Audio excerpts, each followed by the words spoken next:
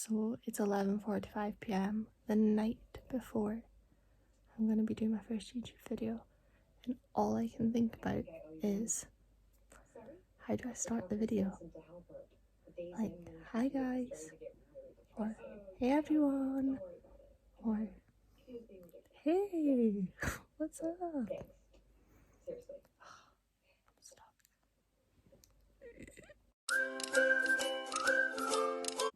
Hey guys! No. Hey everyone! Welcome to my channel. For those of you that might not know me, my name's Robin, I'm 22 and I'm from Scotland. By the way, I meant to say Aberdeen, not Scotland. Although I know Aberdeen is in Scotland, but I'm actually from Aberdeen. So I thought for my first YouTube video, I'd do a question and answer, a little get to know me, just for the people that want to know me a bit better, and for those of you that might not know anything about me at all. So I'd popped a question thing onto my Instagram story and just asked people to ask me questions. The first question I thought I'll answer, just to talk about the whole YouTube thing, was a few people had asked me, what made you want to make a YouTube channel?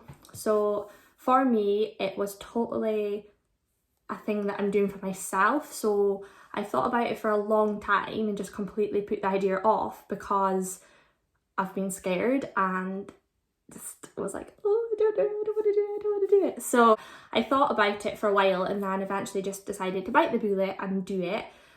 More for my enjoyment, because right now I don't really have anything to focus on or anything that kind of excites me or anything. So I think this is something fun for me to do and put myself out there a little bit. For your fears about starting a YouTube channel. So for me, the biggest one was, and no, that still is, so cut that. The biggest thing for me was definitely what other people are going to think of me and what people will say. So I 100% put my hand up and say, I know I'm going to be put into about 800 group chats, and I know that people are going to slag me off for this, but I have come to the realisation that life's way too short. Way too short to care about what people think of me. So that was my biggest fear about starting this YouTube channel. But now I'm just kind of like, say what you want, do what you want, I don't really care. Yeah, just caring about too much about what other people are going to think of me was my main fear. My other fear is just that I would just come on camera and be like, blah, like, blah, like, no. So that was another fear of mine, was just like, what if I genuinely just don't know what to say in front of the camera? That was only really my two fears, but my biggest one definitely was, oh, people are going to speak about me. But what's worse than being spoken about? Not being spoken about. Hey. If you are someone that wants to start a YouTube channel and cares too much about what other people think, take a leaf out my book and just think, it's my life, I'll do what I want with it and I'll enjoy it. So yeah. The next one was, a few people had asked me about my fitness transformation. I say transformation as if I've transformed into like this fitness queen, which I haven't. Basically, it was a very much spur of the moment thing for me. I was fed up of feeling a bit crap within myself, so I signed up for an 8-week plan online with Fitness Beyond in Aberdeen. Didn't know what to expect, didn't really know anything about what I wanted to achieve, apart from I just wanted to lose a little bit of weight and kind of just know what I was doing, if anything. So know the right things to eat and do to kind of help you maintain a healthy weight. Now, I was in no way mean, I didn't have much change to make, but I was unhappy with where I was at and I wanted to make that small change. So this helped me to do that. Now, it was intense for someone that doesn't like working out, doesn't enjoy being told what to eat. I like going walking and things, but put me into like this room and tell me to do an intense HIIT workout, I'm like, oh my God, how do I get out of this? So it was hard for me, but I done it, and it was worth it to see the results, but I will not tell someone it was easy, and I will not say that I fully enjoyed it, because I didn't.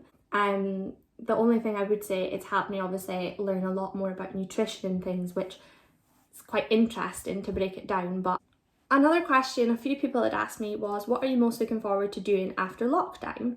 So many things, but I'm also very apprehensive and nervous about life going back to some sort of normal, because I feel like, to me, this is normal now, and because we've been in this routine of lockdowns and things for so long, I'm kind of like, oh god, I'm not ready to go back to what was normal.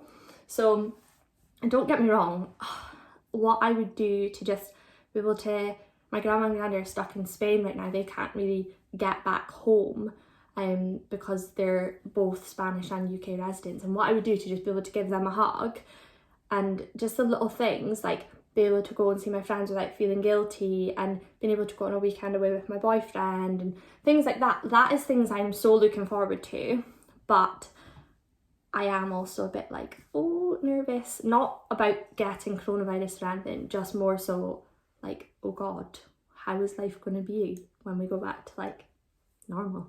So yeah, weekends away probably, and when we can go on holidays again, that is something I'm super looking forward to, because I love a holiday. What my job is and what my dream job would be. So my current job is, I work in the oil and gas industry, and I work as a commercial coordinator. My dream job, it's a difficult question because I don't really fully know the answer, because I don't know what I want to do yet, but growing up, I always wanted to be a PE teacher, and then I went through a phase I wanted to be a physiotherapist, but I am the most clumsiest person in the whole entire planet, so that probably was never going to be a thing. But for me, I think, I don't know, owning your own business would be probably most people's dream job. Just being your own boss and doing something that you love would be fun, but I'm not entirely sure on that one.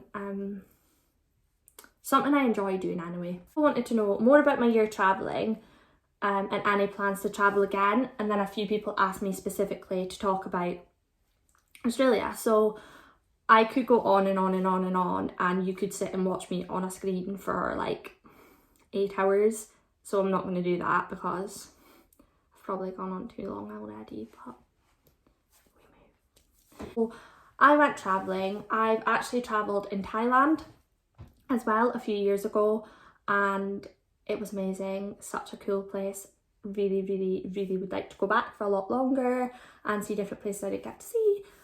But yeah, Australia was obviously the longest I've been away from home travelling, and it taught me so many different things about myself, about other people, different cultures. I feel like I gained so much life experience from travelling, that if I hadn't done that, I wouldn't be half the person I am today. So for that experience, I will literally be forever grateful, because I met so many amazing people, but made memories that just can't even put into words. Like, I just lived the dream, really. So it was amazing, and for anyone that would wants to travel or anything, like, I'm always happy to give advice or tips or tell you what I've done and things and what I would do differently, because don't get me wrong, it's not all sunshine and rainbows, if you know. Sorry. It's comes with bad days, like anything does, and it's not always easy, and I went through some rough patches where I was just like, why am I doing this? I want to go home, I miss my mum. And yeah, but am I glad I done it? Yes. Would I do it again? My life's very different now, and I would travel, but not for as long, and I want to do lots of different cool holidays, so traveling in that sense, yes, but backpacker traveling, probably not. And have I any plans to travel again? I've basically just answered that. Not in the sense of backpacking, but going on lots of nice different holidays and seeing different places, yes. Something I couldn't live without, someone asked me, is a difficult one, because do I answer it in a materialistic way or a non-materialistic way? Because if I was to say non-materialistic things, literally the people in my life could not live without them. If I was to be materialistic, and this is so bad to say because I wish I wasn't saying it, but my phone. And I hate that because I just don't want to be that person that relies on their phone and things, but I do. And if I lose my phone, if I lose my phone, it's like, oh my god, my phone. It's like, sorry. Oh god. My phone, I'd have to say, although I say it with a bit of a grudge. Your favourite place to buy clothes from? In today's world, now with coronavirus and online shopping being the go-to, it would have to be places like Pretty Little Thing, Missguided, Boohoo, all those places. And I seriously can never find like nice clothes on like other websites that maybe is supporting local. So if anyone can give me ideas of where to shop, then I'd love. But in a normal kind of world, when shopping was a thing, Zara 100%, like, for the win. But shopping on Zara online blows my mind, absolutely blows my mind, because I can never find anything that I like. I see other girls finding everything, and then when I look, I'm like, that's not there.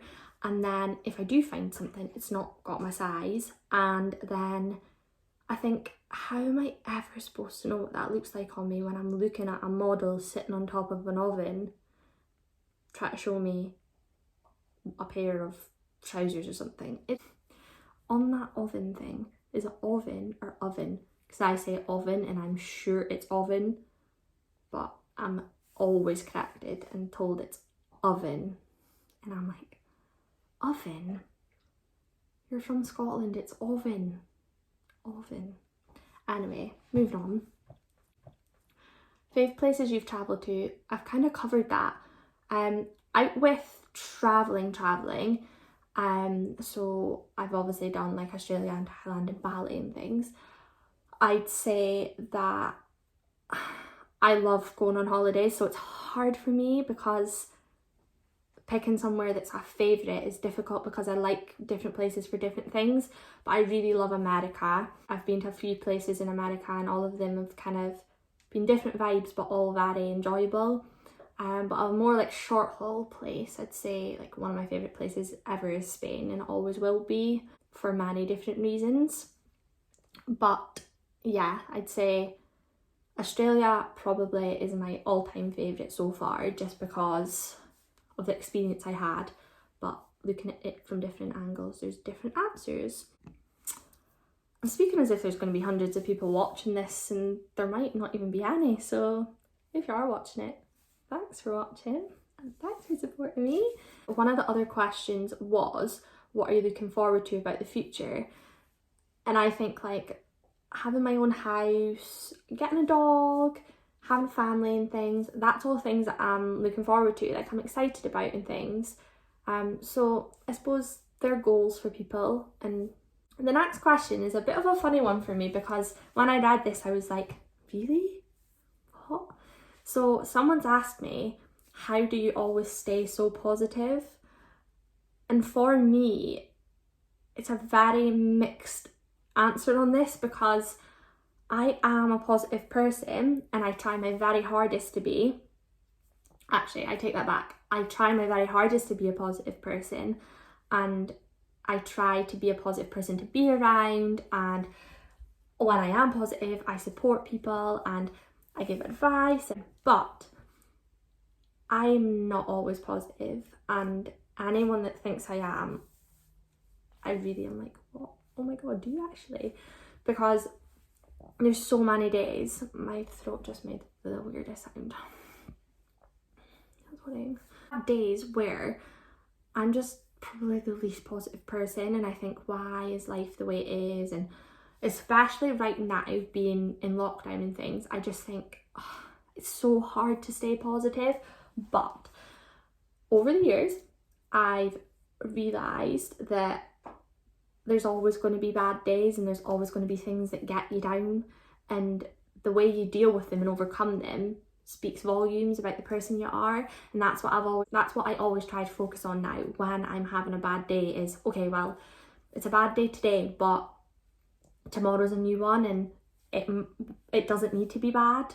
So I've just accepted that bad days are a thing.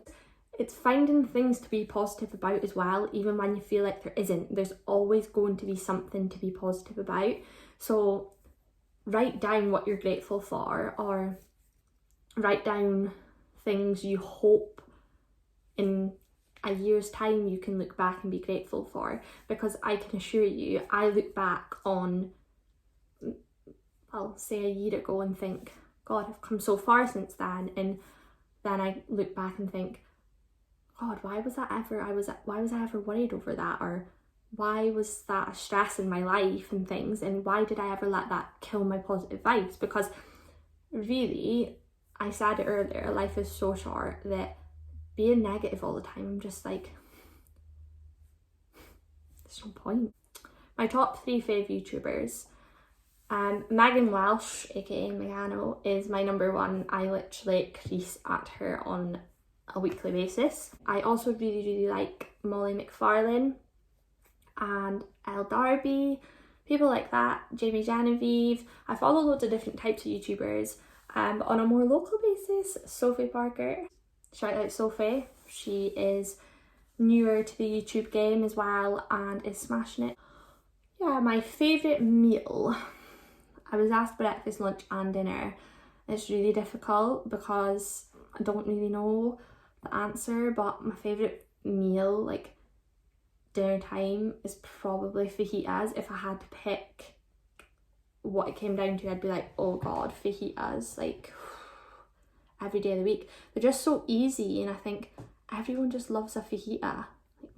It's one of those things where you're like, oh, what's for tea tonight? And your mum says fajitas, and you're like, yes, fajitas. Top of my bucket list was an interesting question. So I have quite a few things on it, but I've already ticked a few things off. One being my skydive, which was top of my list and an insane experience. But going to the Maldives is definitely on my bucket list. My mum, my dad and my brother went when I was in Australia, and what I'd do to just be in the Maldives as well, so looks insane. So that's definitely probably one of the top things. New York at Christmas is also on there too. Any pets or siblings? Not sure they fall into the same category, but we'll go with it. Pets, no. Want a dog and will have a dog one day. Siblings, yes. I have a younger, technical letters, but yeah, I have a little brother and we get on really well. He runs a resale business. It's Andy Resells. My cousin, who's older than me, we spent every single day grown up together, lived together pretty much.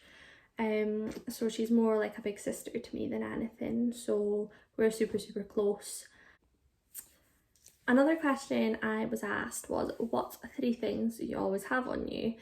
So I'd say my phone, a sugar-free Iron Brew and Vaseline. Yeah, sunglasses if it's summer, always forget they're on my head. And if it was not materialistic things, this, because I cannot stop doing this. No matter how much I try, it's just who I am now, and to accept it. Another question was, have you found it hard being in a relationship in lockdown? No, not really, because me and Cammy get on really well and we'll always have to be doing something to have fun. Obviously there is downfalls where we can't go out and do fun things or go on weekends away and stuff, which is a bit depressing, but we don't let that be a strain on our relationship, because I always look at it that on the other hand, and we've spent a lot of quality time together with ourselves and our families that we maybe wouldn't have spent that much time together if things were normal. So I feel like if anything it kind of has helped us be closer, which is quite good. And One of my last questions is my biggest pet peeves. Rude people. Rude, nasty people. Biggest pet peeve, takes nothing to be a nice person, like costs zero. And yeah, people that are just rude all the time, that have no manners, like really bugs me.